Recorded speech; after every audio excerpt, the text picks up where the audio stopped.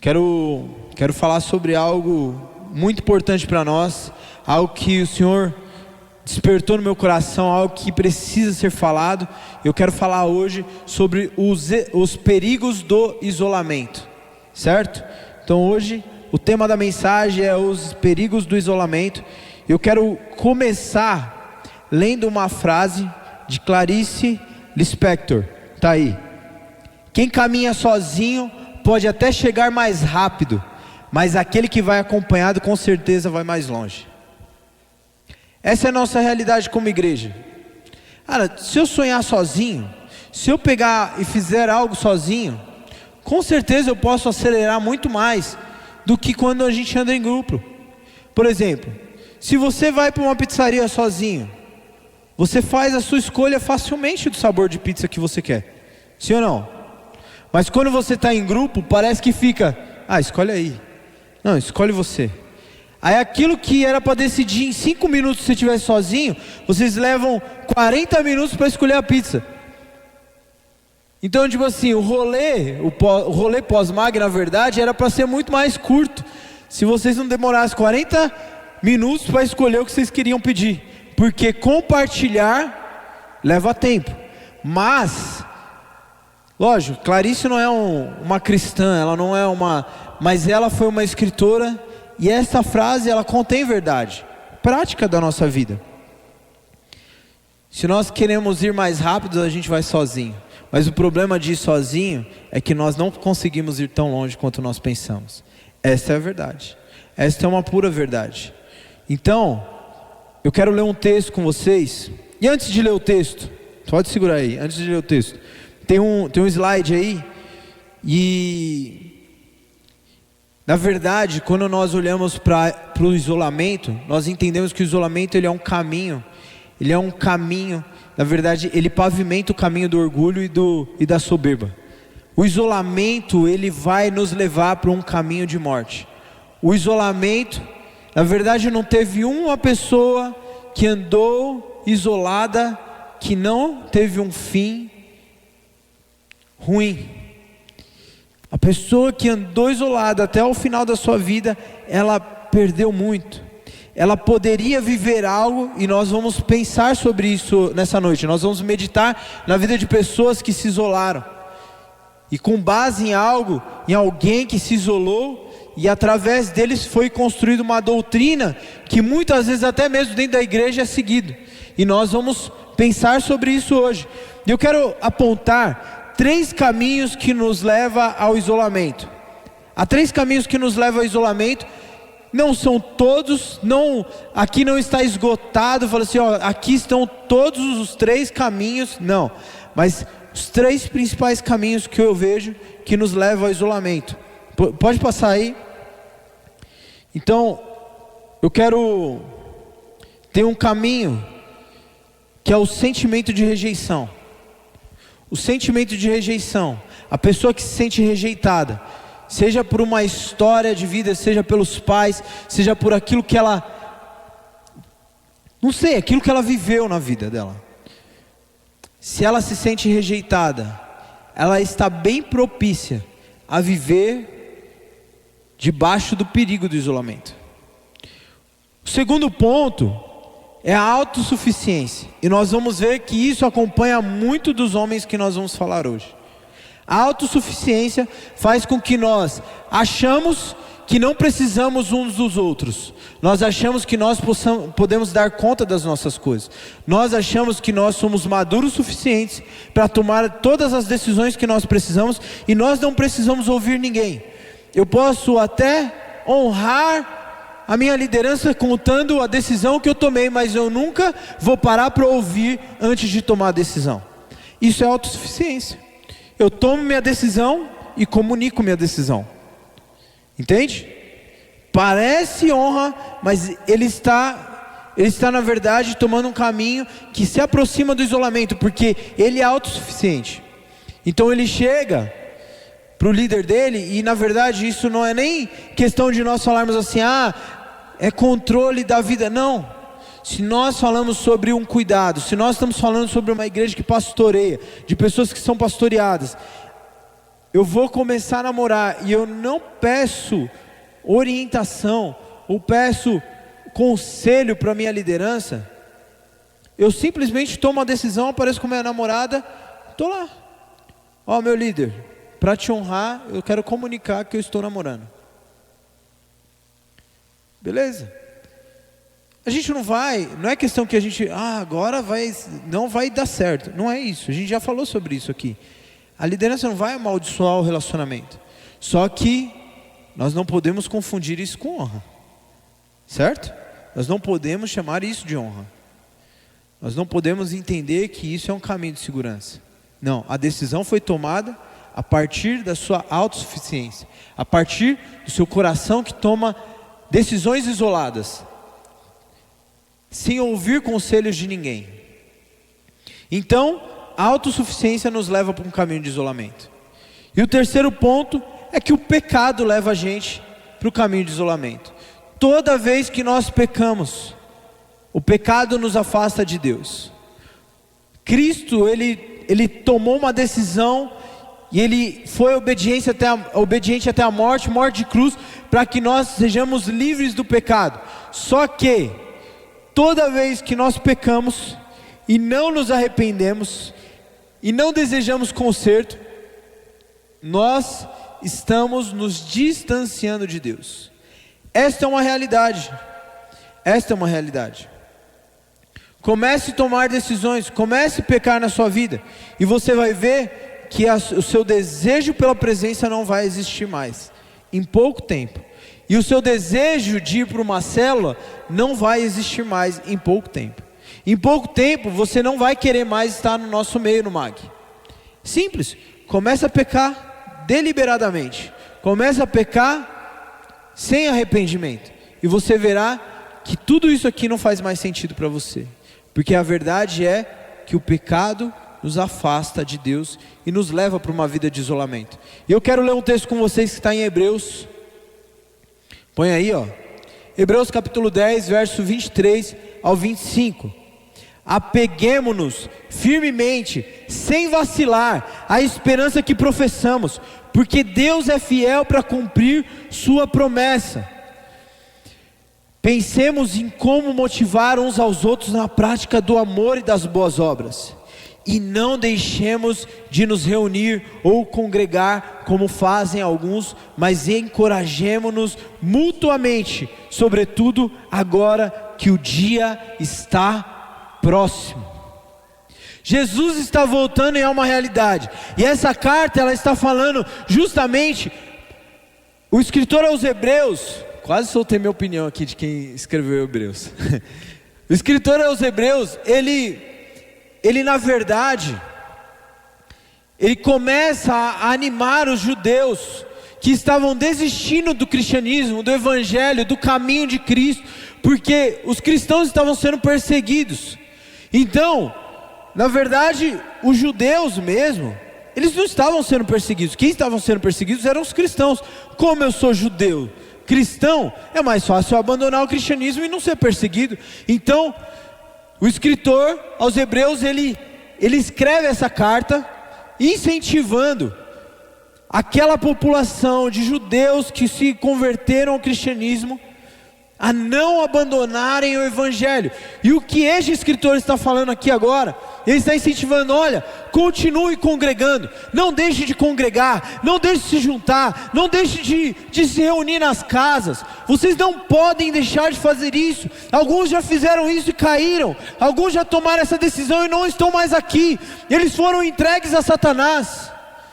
Não deixem de se reunir, isto é uma prioridade para nós. Você entende que participar do MAG não é somente uma agenda qualquer. Participar do MAG é congregar, é se reunir, a gente se ajuntar para buscarmos a Deus juntos. Eu estava falando com meu cunhado hoje, eu falei assim: olha, às vezes o tempo passaram muitos anos da reforma protestante, mas uma coisa que a igreja não entende ainda é que todos nós somos sacerdotes. Nós não precisamos mais de um mediador entre Deus e os homens. Eu não sou essa pessoa que vai mediar entre Deus e os homens. O pastor não vai fazer isso hoje. Quando nós nos reunimos, a igreja, existe uma organização como igreja, onde há responsáveis pela igreja, mas ele não é mais o mediador, ele é aquele que compartilha a palavra, porque nós temos a nossa fé acrescentada, e ela é acrescentada através do ouvir a palavra de Deus. Nossa fé, ela cresce com ouvir. Nós precisamos, até o último dia das nossas vidas, nos reunir. Ainda que haja perseguição. Por que você acha que em país que há perseguição, eles se reúnem escondidos? Por que não era melhor então eles manter contato? Cada um fica na sua casa, cada um fica lá, já porque a gente corre muito risco de nos reunir.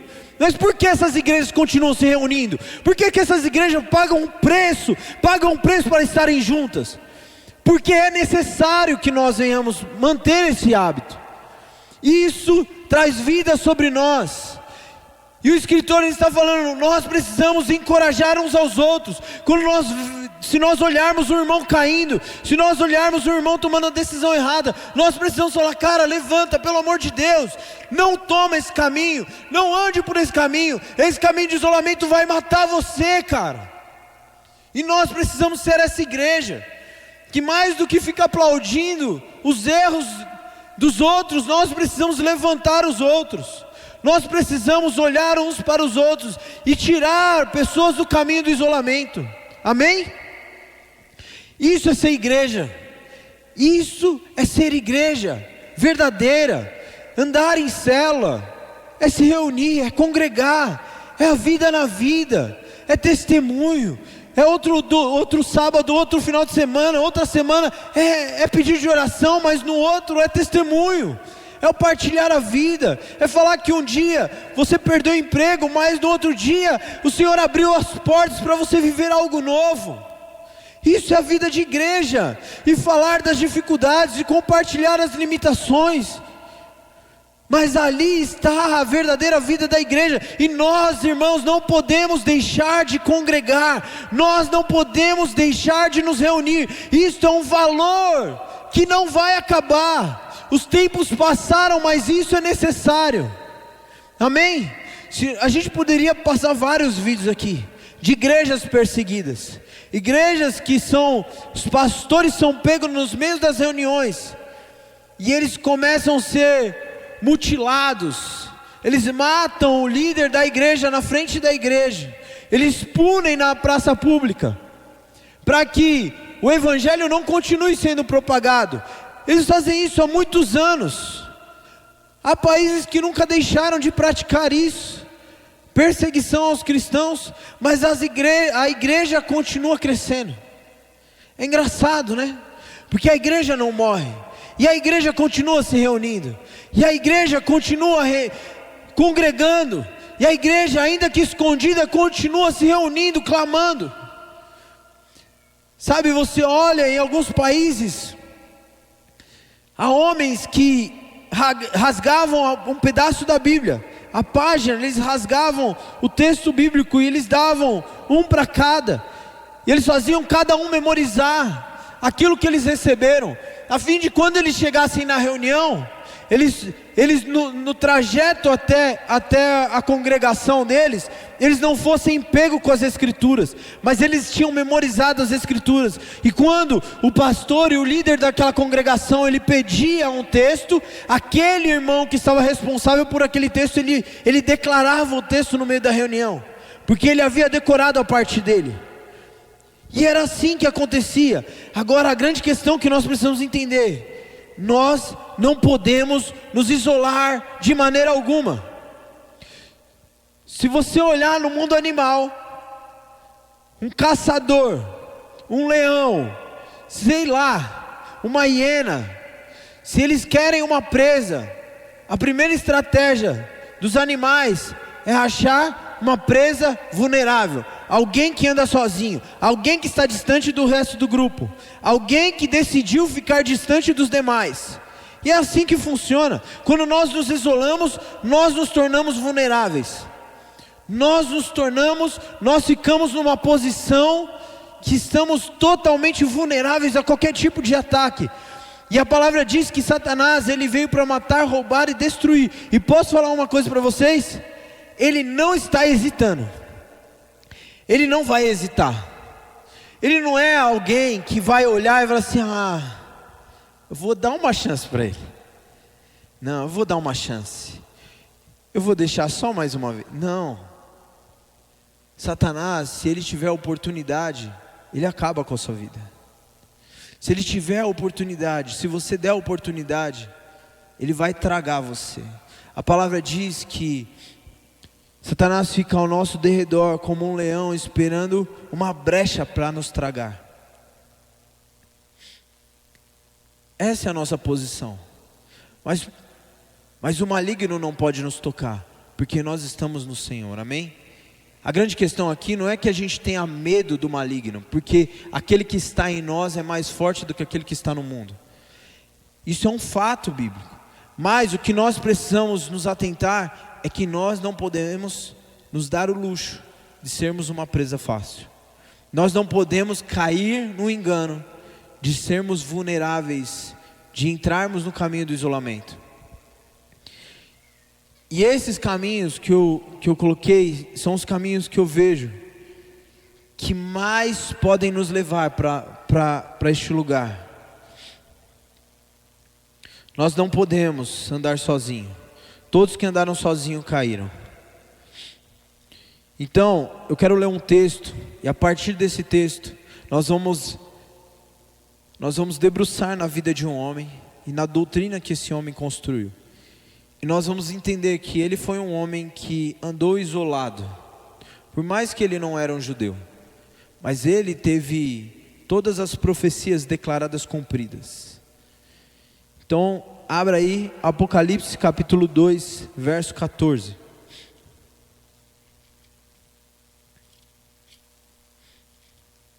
Está aí na tela também. Mas quero ler com vocês aqui. Quero orar também. Pode ser? Senhor, nós pedimos para que o Teu Espírito Santo sopre sobre nosso coração. Fale ao nosso coração. Senhor, traga à luz aquilo que está escondido em nós. Senhor, a grande questão é que nós nunca vamos poder ver algo que está escondido. Nunca vamos poder perceber aquilo que está errado, se isso está escondido. Senhor, nos deixe perceber aquilo que não está certo dentro de nós. Senhor, nós pedimos que o Senhor traga a luz e o Senhor nos faça voltar a viver em comunidade. Em o nome de Jesus Cristo, nós pedimos para que o Senhor nos dê entendimento da Tua palavra, que o Senhor abra os nossos olhos, o Senhor desvenda aos nossos olhos as maravilhas da Tua lei, Pai. É o que nós pedimos a Ti. Em nome de Jesus, amém. Olha só, então Apocalipse 2,14, ele vai falar sobre essa igreja de Pérgamo, e ele fala o seguinte: contudo, tenho contra você algumas queixas. Você tolera em seu meio pessoas cujo ensino é semelhante ao de Balaão, que mostrou a Balaque como fazer o povo de Israel tropeçar. Ele os instigou a comer alimentos oferecidos a ídolos e a praticar imoralidade sexual. Balaão, então vamos pensar um pouco sobre Balaão.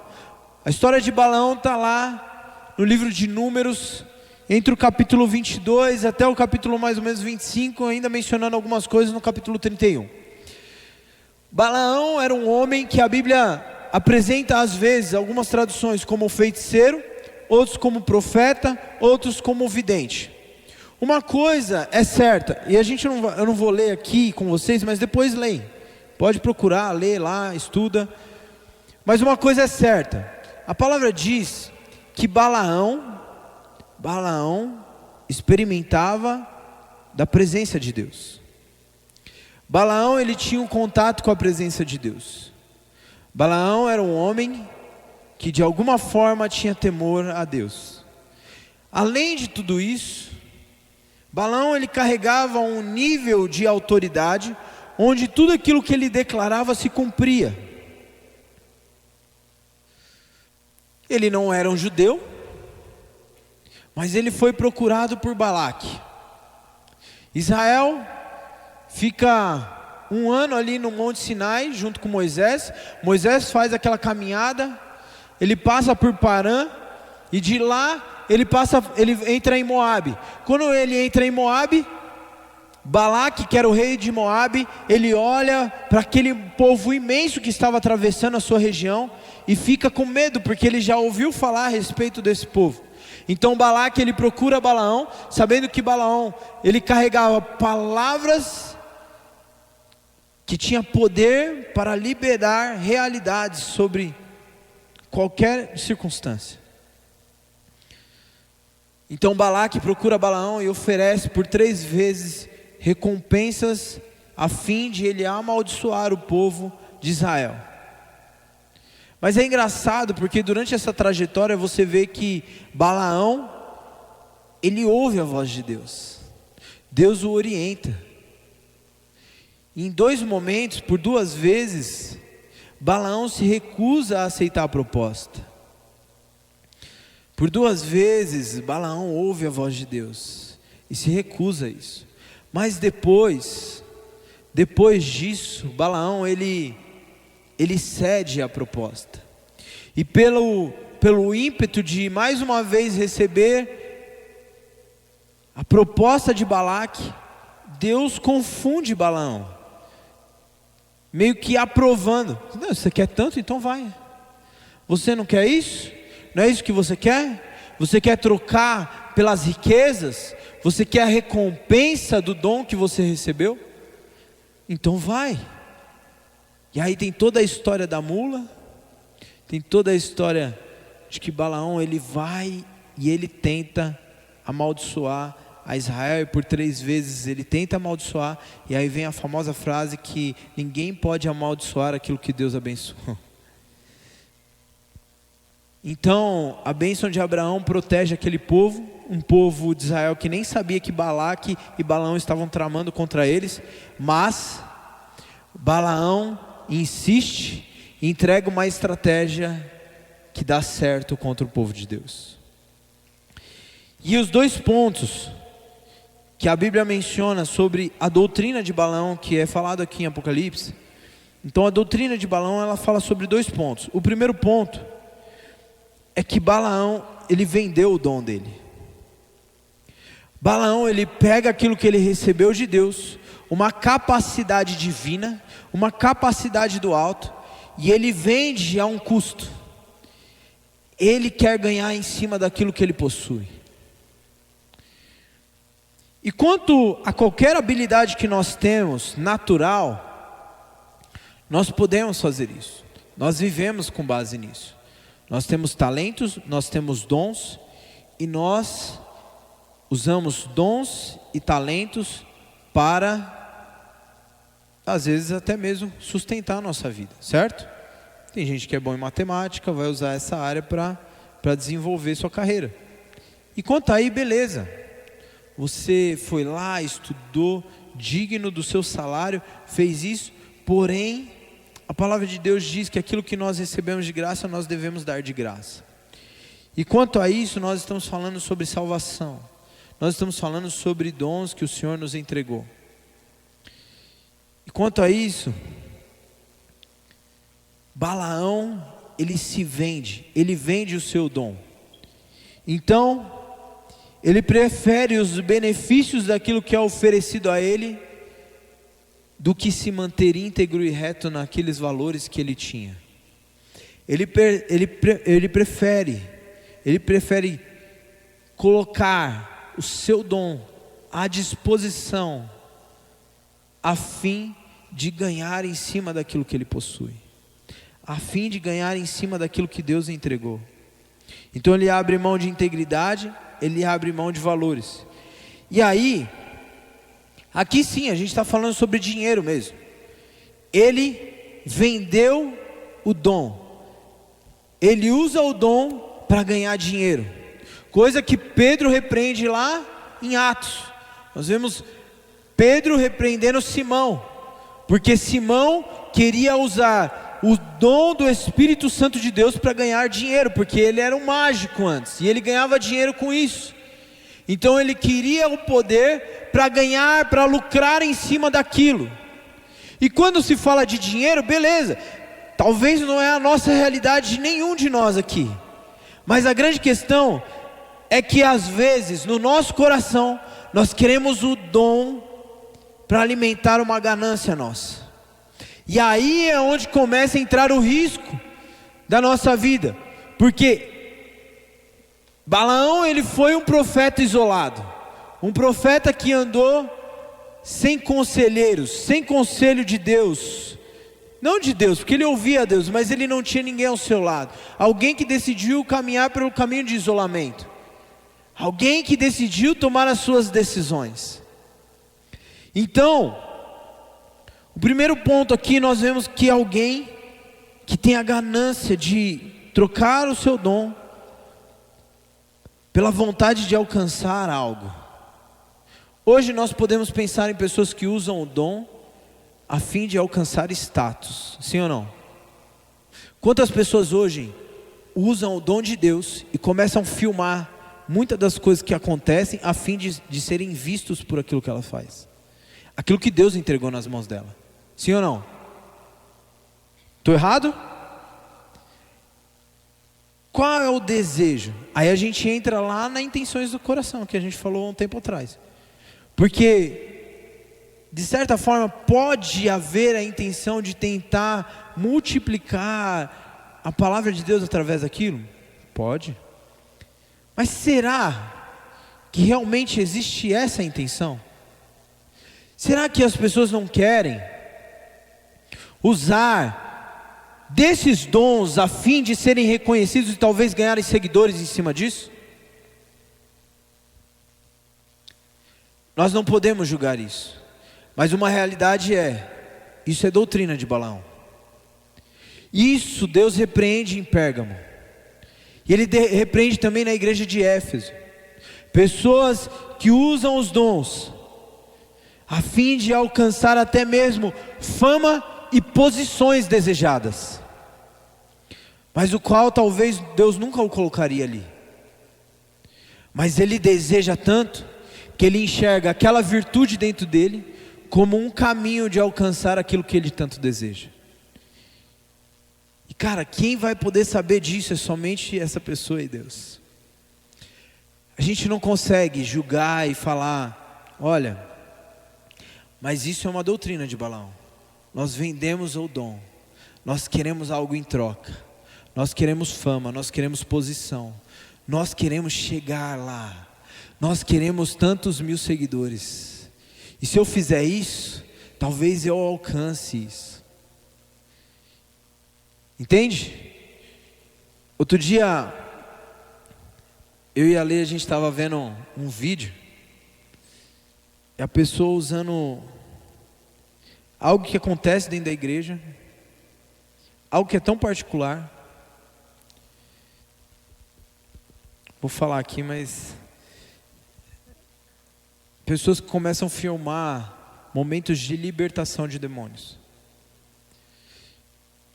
Eu fico pensando, eu posso estar errado, mas eu fico pensando, tudo que Satanás quer é expor aquela pessoa à vergonha. E o que aquela pessoa está fazendo é filmando e colocando para todo mundo ver aquela pessoa se contorcendo no chão, que nem um animal. E aquela pessoa está expondo. E está rodando a internet aquilo. Tudo que Satanás quer ver, uma pessoa envergonhada. E está lá filmando. Não, mas é o poder de Deus. Meus amigos, é o poder de Deus, mas é uma pessoa sendo envergonhada por aquilo que está acontecendo na vida dela. Você fala assim, não, mas ela está sendo liberta. Está sendo liberta. Queria você estar lá, daquele jeito? Queria você estar se contorcendo no chão e seu vídeo passando por todo lugar? Queria você ser envergonhado dessa forma? Você acha que você ia ficar feliz com isso? Falar assim, olha meu testemunho, e mostrar para sua família? Você teria orgulho disso? Eu acho que não. Mas, por que eu estou falando isso? Porque isso é doutrina de Balaão. Isso é gente que quer ganhar em cima dos dons. É pessoas que querem ganhar fama. É pessoas que querem ganhar em cima daquilo que Deus entregou. E é puro, e Deus entregou. E até o final da vida de Balaão não teve uma profecia que não se cumpriu. Então ele é um profeta de respeito? É mesmo? Entende o que eu estou falando? Então, nós amigos, nós precisamos olhar para a palavra de Deus. Nós precisamos olhar para o evangelho que é pregado com responsabilidade, com amor às pessoas, a fim de se interessar verdadeiramente pelo coração das pessoas. Porque se eu me interesso com as pessoas, talvez eu não vou querer expô-la. Talvez eu não vou querer expor ela naquele momento de dor. Por que você não chega então no velório com o celular filmando e mostrando que você está num velório fazendo um ofício fúnebre? Você acha interessante isso? Sim ou não? Não é interessante. Mas mostrar que Deus usa a minha vida é interessante. Você entende? Entende o que eu estou falando? E aqui, amigos, mais uma vez, eu não quero julgar a intenção de quem faz o que faz. Nós aqui como MAG, nós estamos alinhando o nosso coração, para que nós nunca venhamos cair nessa doutrina de Balaão. E quem cai nisso aqui é porque anda sozinho. Quem cai nisso aqui é porque está andando num caminho de isolamento.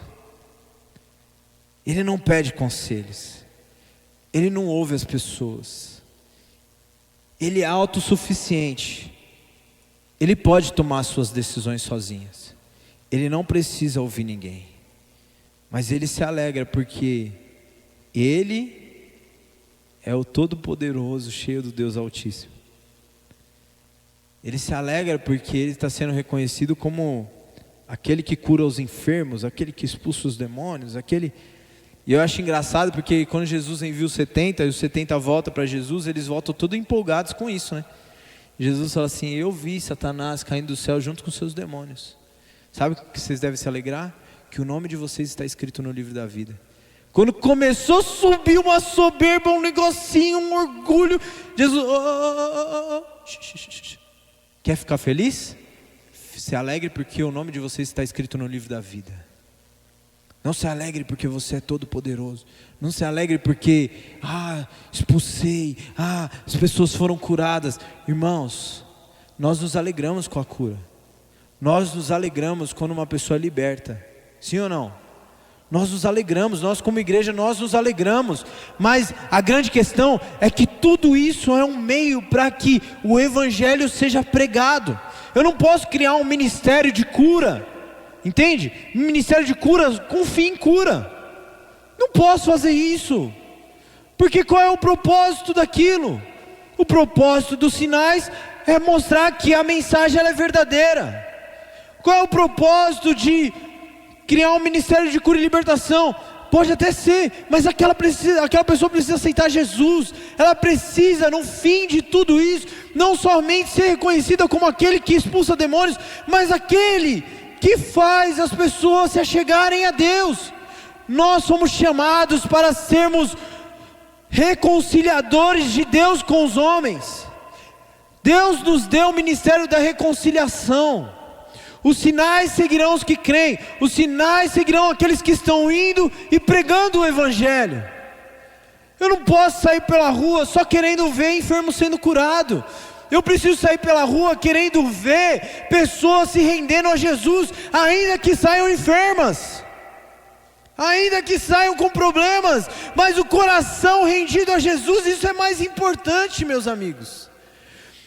E quando nós valorizamos o dom, nós podemos cair nessa cilada. Sim ou não?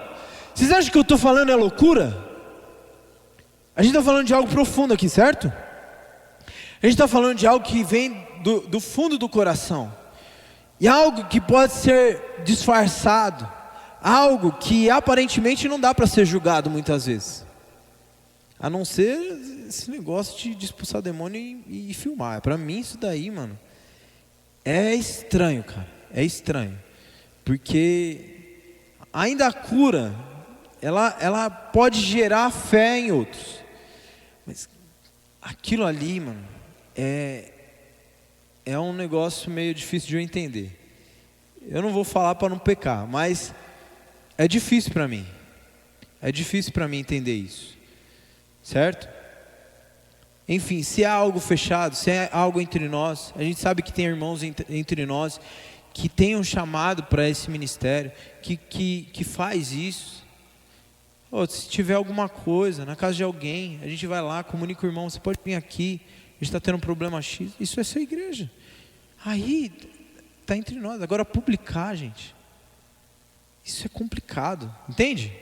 Então, na verdade, só Deus pode discernir por que nós fazemos o que nós fazemos. Só Deus pode discernir, no fundo, qual é a intenção daquilo que nós fazemos. Mas uma coisa é certa: vender os nossos dons à custa de ganharmos em cima deles. Silêncio agora, hein? Alguém desligou o vento. A gente ganhar em cima deles, isso é doutrina de Balaão. Amém? Está claro isso? E o segundo ponto, e caminhando para o final. Vocês gostam quando eu falo essa frase, né? Mas antes de chegar no segundo ponto, segura aí o primeiro. Duas pessoas que venderam o dom. Judas vendeu o dom de Deus por 30 moedas de prata. Judas vendeu o dom de Deus. Decidiu ganhar 30 moedas ao ter uma aliança com Jesus por toda a eternidade. 30 moedas foi suficiente para fazer Judas entregar Jesus. Vendeu o dom que estava ao seu lado, que pertencia ao seu corpo, por aliança que eles fizeram de caminhada junto. Ele entrega a fim de ganhar algo em troca. Outro cara, eu quero ler um texto aqui rapidinho, Mateus 26, 14 e 15, fala assim, Então Judas Iscariotes, um dos 12, foi aos principais sacerdotes e perguntou: quanto vocês me pagarão se eu lhes entregar Jesus? E eles lhe deram 30 moedas de prata.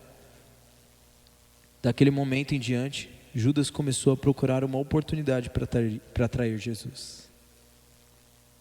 Vendeu o dom de Deus que foi entregue ao mundo como um cordeiro perfeito. Judas fez isso. Outro cara que fez isso foi Geazi. E você vê que Judas, ele toma o caminho do isolamento. Ele decide tomar a decisão sozinho. Se afasta dos outros discípulos e toma a decisão dele. Vai até lá e vende a sua integridade. Vende a 30 moedas. Outro cara que fez isso, biblicamente que mostra, Geazi, discípulo de Eliseu. Eliseu cura Naamã. Naamã, um grande soldado, um comandante na verdade, ele vai, procura envergonhado Eliseu a fim de receber a cura de uma lepra. Naamã, um homem rico, um homem de valor, um homem importante, foi curado num simples rio. Ele oferece riquezas a Eliseu, e Eliseu recusa as riquezas, porque Eliseu não vende o dom de Deus. Eliseu não faz isso. E Geazi vê a cena, mas de repente Geazi decide tomar uma decisão isolada. Ele vai atrás de Naamã e ele vai caçar o dinheiro. Naamã, na verdade nós estamos precisando disso. Naamã, claro, com certeza, o que você quer levar? E dá riquezas a Geazi. Geazi volta. A hora que ele chega perto de Eliseu, eu vi onde você estava. Agora você e a sua geração sofrerão de lepra. E ele fica leproso na hora. Alguém que poderia ter um futuro poderoso diante de Deus, colocou tudo a perder por uma decisão isolada. Sim ou não? Vendeu. Ele vendeu o dom de Deus. Ele vendeu aquilo que não deveria ser vendido. Balaão ensina isso. E aí, o segundo ponto é o seguinte: Balaão prostituiu o povo. Balaão prostituiu o povo. É engraçado porque o prostituiu, ele tem dois sentidos aqui. Quando nós lemos em Apocalipse ali, verso 14 do capítulo 2, nós vemos que no final ele fala assim, relações sexuais, certo? Está lá, relações sexuais. Mas tem outras versões que ele fala sobre prostituição. E a prostituição, ele tem dois sentidos. Primeiro sentido porque eles começaram a se relacionar com outro Deus, Deus Baal. Então, e é interessante vamos ler aqui primeiro, depois eu explico. Números capítulo 25, se você puder abrir, eu acho que eu não coloquei no slide aí. Números 25, número 25, verso 1 ao 3, da hora, né? Número 25, vocês pegaram, ninguém pegou, mas ali pegou. É assim que eu gosto, tem gente que sabe, entendeu? Como funciona o negócio. Vamos lá. Deixa eu beber um gole d'água aqui. Olha só. Números 25, do 1 ao 3. Diz o seguinte. Enquanto aqui é o resultado do conselho de Balaão, tá? Conselho de Balaão. É o segundo ponto que nós vamos falar. Sobre a prostituição do povo. Enquanto estava o povo acampado em Sitim, os homens de Israel começaram a manter relações sexuais com mulheres moabitas da região. Essas mulheres os convidaram para os sacrifícios a seus deuses. E o povo participou da festa e adorou os deuses de Moabe. Assim, os israelitas prestaram culto a Baal em Peor. E a ira do Senhor se acendeu contra o povo. Assim, mas o que Balaão tem a ver com isso? Vai lá, capítulo 31, mesmo livro. Capítulo 31, verso 15 e 16. Por que deixaram viver todas as mulheres? Perguntou ele. Foram justamente elas que seguiram o conselho de Balaão. E fizeram os israelitas se rebelarem contra o Senhor no incidente em Peor. Foi por causa delas que uma praga feriu o povo do Senhor. As mulheres foram enviadas estrategicamente para perverter o povo do Senhor. A prostituição, ela fala sobre o abandonar o Deus verdadeiro a fim de adorar uma idolatria, mas fala de algo também. O texto em Apocalipse, quando nós lemos o verso 14, ele fala relações sexuais, ele fala no original, no grego, porneia, ele vai falar sobre a mesma palavra usada para traduzir como pornô, tá? E aí, o que isso significa? No dicionário grego está escrito que é praticar idolatria, porque o culto a Moabe, o culto a Baal, tinha práticas sexuais liberadas. Então, porneia é a mesma coisa que pornô, que significa também prática de idolatria, prática idólatra, certo? E aí, ele fala também que porneia significa fornicação, e a palavra pornô, ela tem a origem, o significado dela fala sobre agir como uma prostituta. Então, na verdade, e aí até fazendo um parênteses aqui, quando alguém assiste pornô, ela está sendo idólatra. Pela palavra nós vemos isso. Quando a pessoa consome pornografia, ela simplesmente está adorando um Deus, que não é o Deus verdadeiro. E esse Deus, ele exige práticas de fornicação. E esse Deus, ele exige um tipo de ação sexual liberada contra a vontade de Deus. Então, meus amigos, o segundo ponto que a doutrina de Balaão ela fala sobre essa perversidade.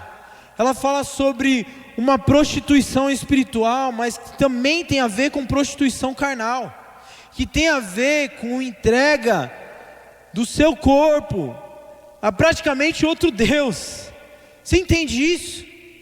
Então, quando nós olhamos isso, eu quero trazer referência, porque Balaão ele gera. Engraçado que Balaão depois vai mostrar que isso é uma doutrina de Balaão, não só porque ele fomentou isso, mas porque ele também praticou isso. Mas Balaão, ele não somente pratica, mas ele induz outros a praticarem.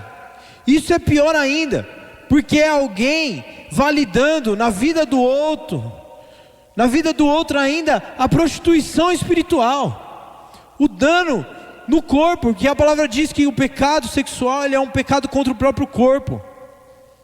Ele não é um pecado somente espiritual, mas ele é contra o próprio corpo. Então, quando nós olhamos para essa doutrina de Balaão, nós estamos falando sobre o dom à custa dos prazeres. A gente poderia até entrar em polêmicas aqui agora, mas a grande questão é que nós sabemos quantas pessoas deixaram o dom de Deus a fim de conseguir seus prazeres, sim ou não? Quantas pessoas usaram dos dons de Deus para acessar pessoas que elas jamais conseguiriam, e a fim de usar os dons de Deus, manipularam pessoas e abusaram delas. Quantas pessoas fizeram isso? Quantas, na verdade, talvez dentro de uma igreja, que vivem debaixo de pornografia, ou debaixo de uma vida liberal sexual. E nós, meus amigos, a grande questão aqui, eu não quero trazer culpa no nosso coração, mas eu preciso ensinar a palavra para vocês.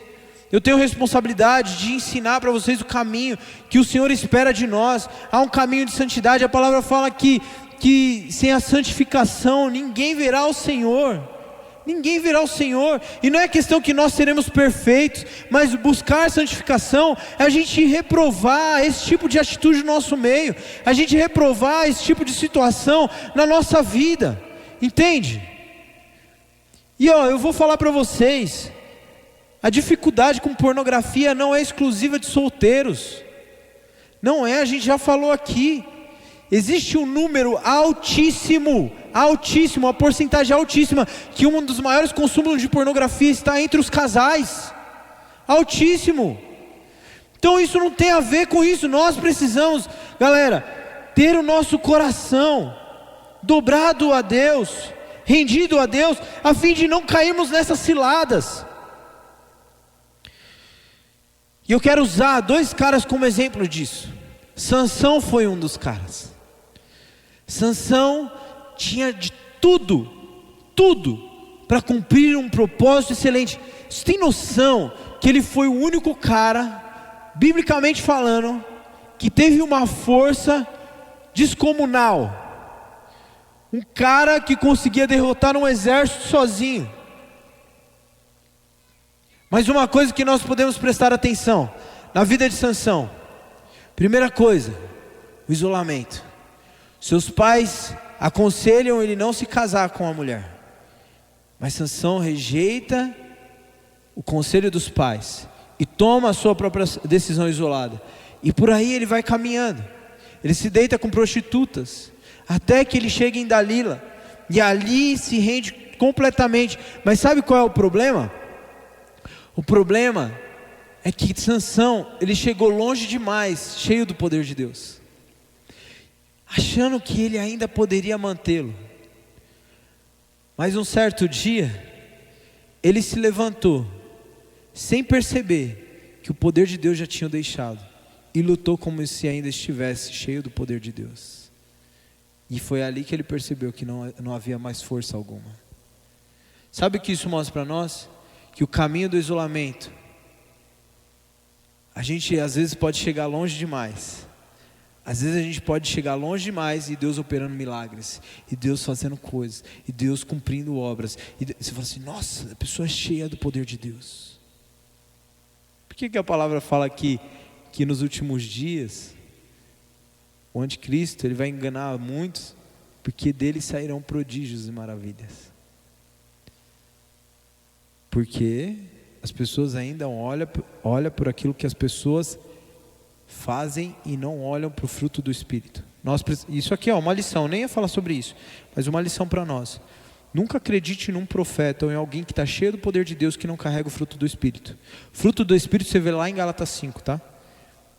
Amor, amabilidade, bondade, longanimidade, bondade, domínio próprio. Se a pessoa não tem isso, ela pode até parecer santa, mas ela não é. Porque o fruto do Espírito não é evidenciado nos dons, é evidenciado no caráter. Aprende isso, de uma vez por todas. Fruto do Espírito é evidenciado no caráter e não nas manifestações de dons. Fechou? Se você quer ver que é alguém de Deus... outro parênteses aqui, eu não ia falar isso. Mas tem gente que às vezes quer seguir gente de longe. Vê na internet, quer seguir gente de longe porque a pessoa é famosa, mas não sabe como ele trata a mulher. E aí desvaloriza o líder de célula, que sabe como o cara trata a mulher, sabe como ele trata a mãe, sabe como ele trata o pai, sabe como o cara vive, sabe até às vezes as falhas, mas sabe que o líder de célula é íntegro, que está tentando acertar, que ama a Deus, que se dedica. Aí a pessoa larga esse líder de célula e vai atrás de um cara que parece um profeta, mas não sabe como é a vida dele. Mas ele é famoso, mas ele é importante.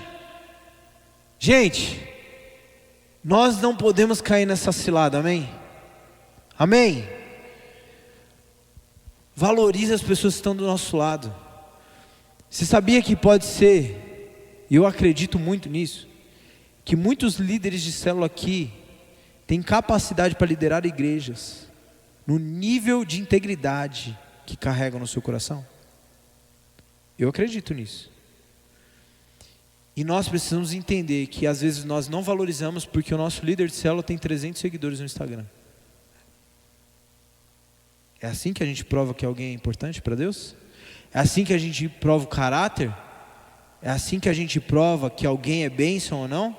Sim ou não? É assim que a gente faz? Não é assim, né? Como que a gente faz? Fruto do Espírito. Evidencia o fruto do Espírito. Alguém que é cheio de bondade, de amor, de longanimidade, tem domínio próprio. Alguém que está carregando a graça de Deus. Alguém que ama, alguém que abraça, alguém que perdoa, alguém que sabe viver igreja, alguém que une pessoas, alguém que anda contra o isolamento de muitas pessoas. Meus amigos, essa pessoa está no nosso meio. Essas pessoas estão liderando célula aqui. Essas pessoas precisam ser mais valorizadas do que são valorizadas. Você entende o que eu estou falando? Mas a gente sempre vai ter isso, né? A gente sempre vai falar assim, nossa, aquele cara é uma bênção. Porque a gente vê os vídeos lá, a gente vê a quantidade de seguidores. Aí a gente fica iludido com alguém que a gente não conhece o caráter. E eu já ouvi falar de gente muito grande, de que nas salas, no secreto, não é tudo isso que apresenta.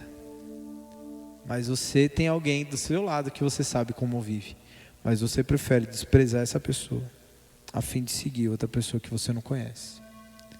Não é triste isso? Nós não podemos ser igreja valorizando mais as pessoas, porque eu valorizo pessoas que estão ao meu lado.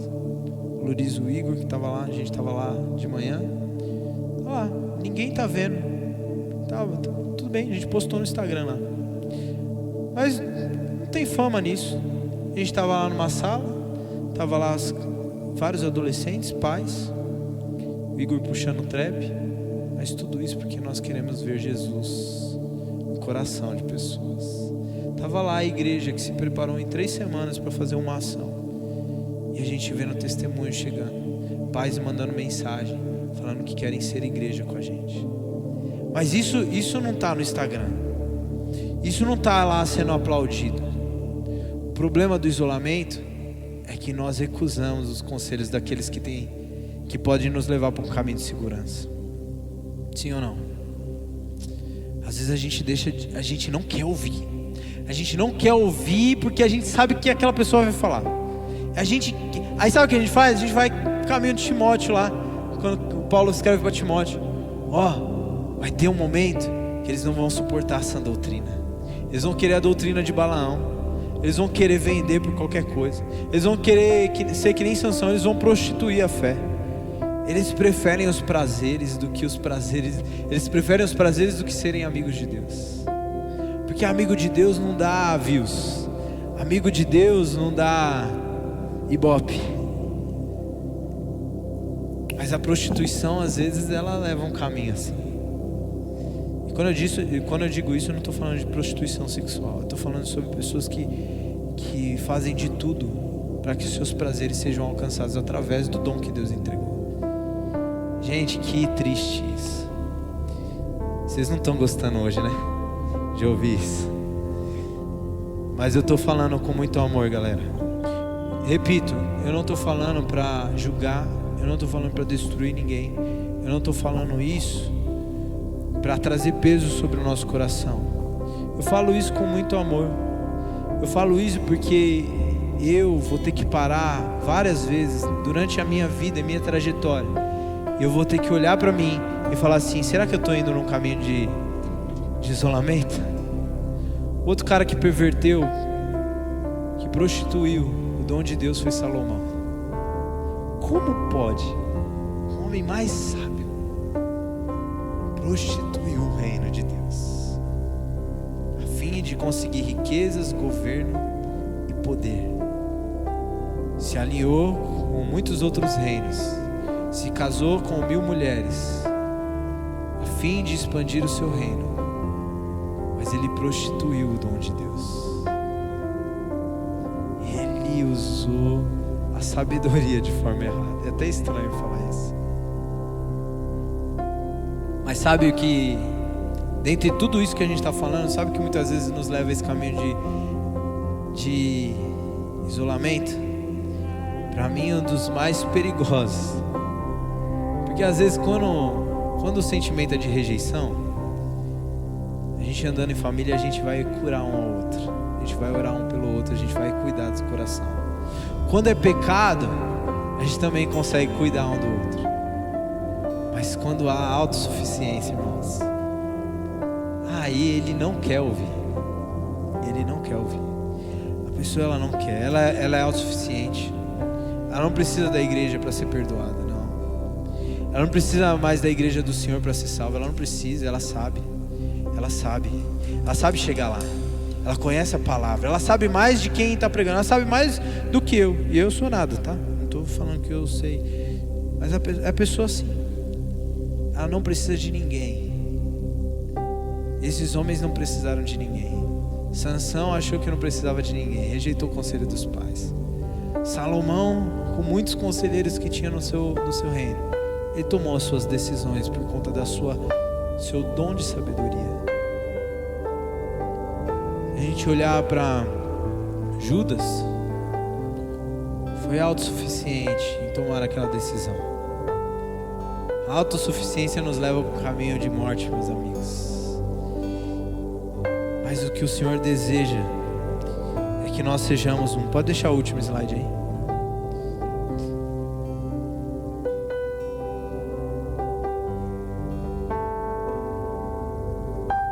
A grande verdade é que eu preciso de você. Essa é a verdade do Evangelho. Isso é lindo. Porque acho que sábado passado estava conversando com a Ruth.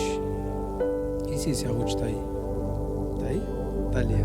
Estava conversando com a Ruth e a gente estava brincando ali.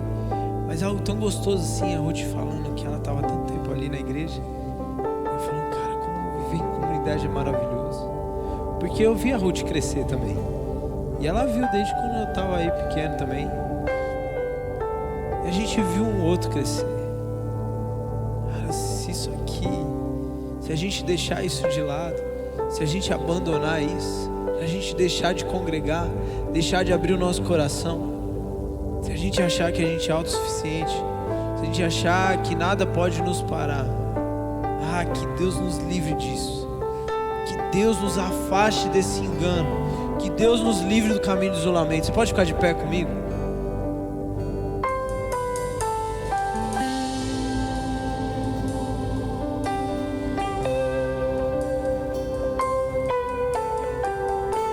Sabe, eu falo tudo isso com muito amor e zelo. Eu sou um cara que eu creio muito no poder de Deus. E vocês sabem, vocês caminham comigo. Vocês conhecem a minha família. Vocês conhecem a forma que eu vivo. Vocês têm acesso a mim. Todos vocês têm. Vocês têm acesso a marcar um café comigo. A gente faz isso, a gente sempre está com pessoas, a gente sempre está colocando a nossa agenda para sentar com pessoas. Vocês vão ver falhas nossas, mas vocês conhecem o nosso coração. Você conhece como que nós caminhamos.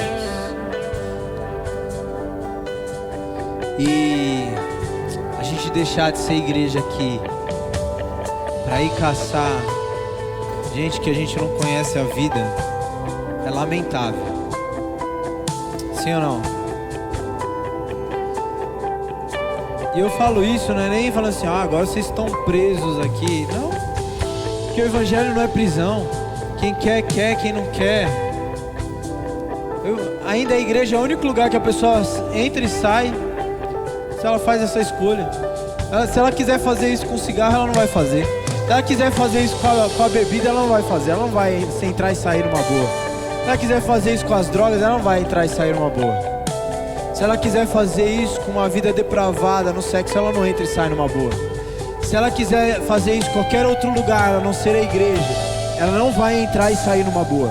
Mas na igreja é o único lugar que você entra e sai se você quiser. A grande questão é que o Senhor nos chama para sermos um. Eu preciso de você. Você precisa de mim. Você precisa da galera da sua cela. O líder precisa de você. E você precisa do seu líder. Isso é ser igreja, amigos. É assim que nós lavamos os pés. Não dá ibope. Não vai dar mais views. A gente fica feliz, sim, quando a gente posta um negócio e bate não sei quantas visualizações lá. A gente fica feliz. Isso é humano, isso é normal. O problema é quando eu quero usar o dom de Deus para vender isso. Misericórdia de nós, amém? Amém? Vamos orar? Senhor, que o Senhor não nos permita cair neste engano. O Senhor não nos deixe cair nessa cilada. Não deixe o nosso coração ser enganado pelas muitas coisas que são anunciadas no nosso tempo. Não nos deixe sermos enganados por aquilo que é publicado durante a nossa semana. Vemos às vezes de monte a ponto de acharmos que é normal. Senhor, mas não nos deixe cair na doutrina de Balaão. Não nos deixe vender o dom de Deus a qualquer custo. Nós queremos anunciar a Tua verdade. Nós queremos estar em lugares onde ninguém está vendo, ninguém está olhando, mas nós estamos anunciando a verdade do Evangelho de Deus.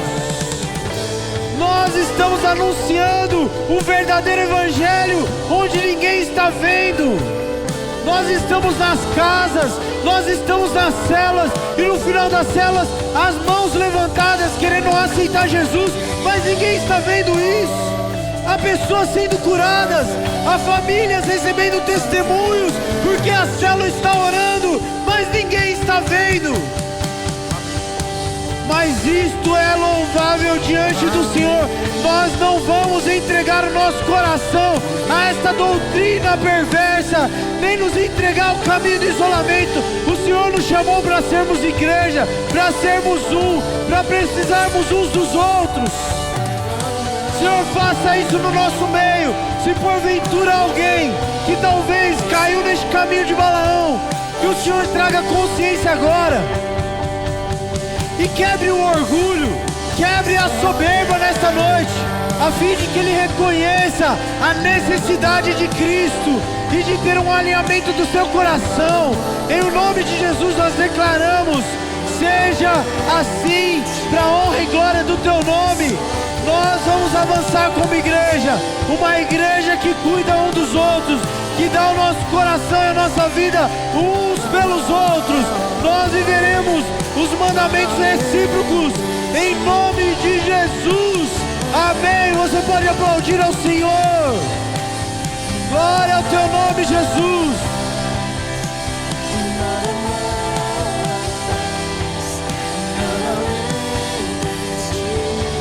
Diga ao seu irmão aí, eu preciso de você.